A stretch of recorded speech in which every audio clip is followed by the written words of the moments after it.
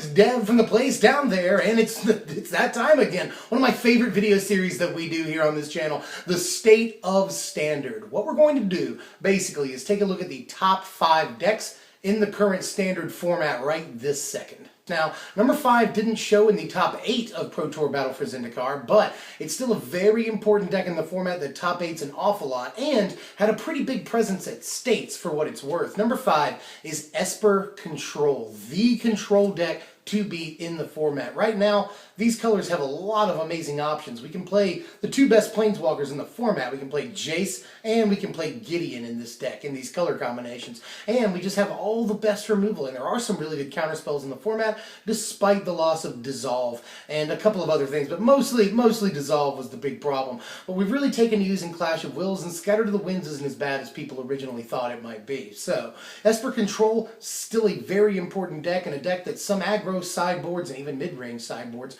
are going to be built to beat, because Control gives a lot of people headaches, even though it's not the most important deck in the format. But it has a presence right now, and I think just enough to land it at number 5, because at top 8's still with a lot of consistency.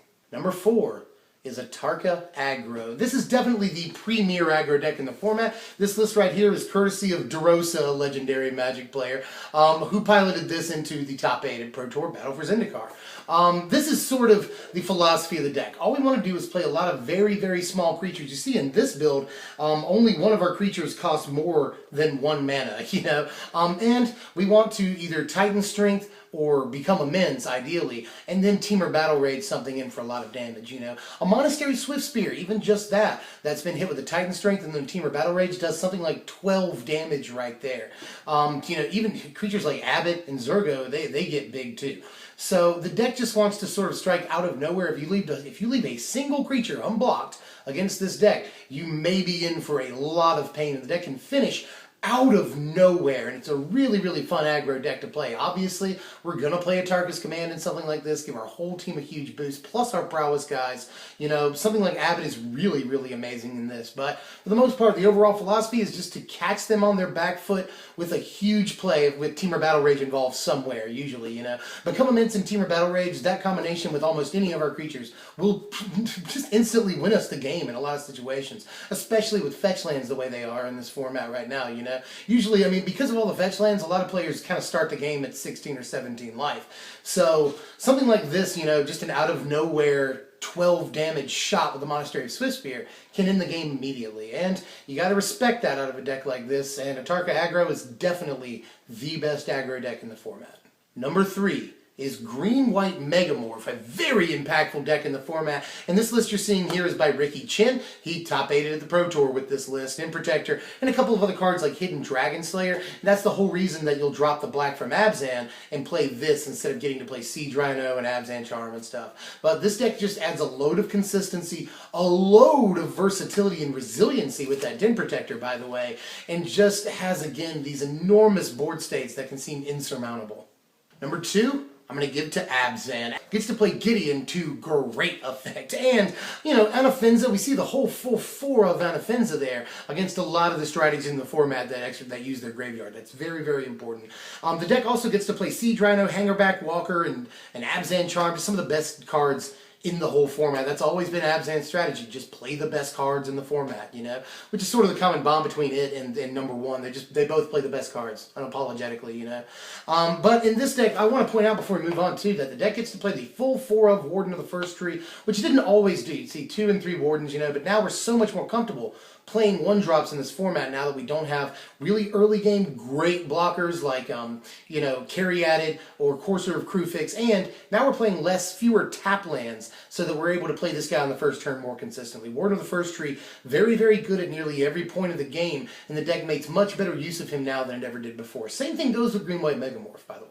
And number 1, I'm just going to say Jeskai, but if I had to give it to a single deck, it would be Dark Jeskai. Dark Jeskai, piloted, by the way, by both just Magic Legends Owen Turtenwald and OG Magic Legend Hall of Famer John Finkel, both piloted the exact same Dark Jeskai deck to both the top 8 at Pro Tour Battle for Zendikar. This deck is amazing, and again, just plays all the best cards in the format. Crackling Doom, very, very good in this format, and this deck gets a ton of mileage out of Tasigur. The cool thing here is that we can play both Jace and Tasigur in the same deck. That's unbelievable. We're going to be recycling things out of our graveyard constantly to recast them. And obviously Tasigur will help us get back any creatures or anything out of our graveyard, namely Jace or Soulfire. And Jace will be able to recast the spells out of the graveyard. And by the way, that's why Anafenza like super, super good right now, is because Jace is such an amazing card. And Tasigur for that matter. Just both cards work so, so well in conjunction with one another. You'll always have something to do. It's a very, very versatile deck, you know. We have seen other versions of it. Ryochi Tamada, he was able to palette just a sort of Jeskai mid-range deck all the way to second place at Pro Tour BFZ. And we saw Martin Mueller, that's his name. He was able to do a Jeskai tokens deck that actually looked really, really cool. And that also top 8'd. So we saw like 4 Jeskai decks in the top 8 at BFZ, and Jeskai definitely had the best showing at States this year, so I'm going to give it #1. But specifically, I like Dark Jeskai an awful lot, and this list is the list that was piloted by both Finkel and Turtenwald. Again, 2 of the best Magic players of all time, and I think they know what they're talking about, to be honest with you. The deck is just amazing. We also make really good use out of Kolagon's command in this deck. Again, versatility is key. The deck does everything it needs to do to cover the game at nearly every point of the game, and once we get into the late game,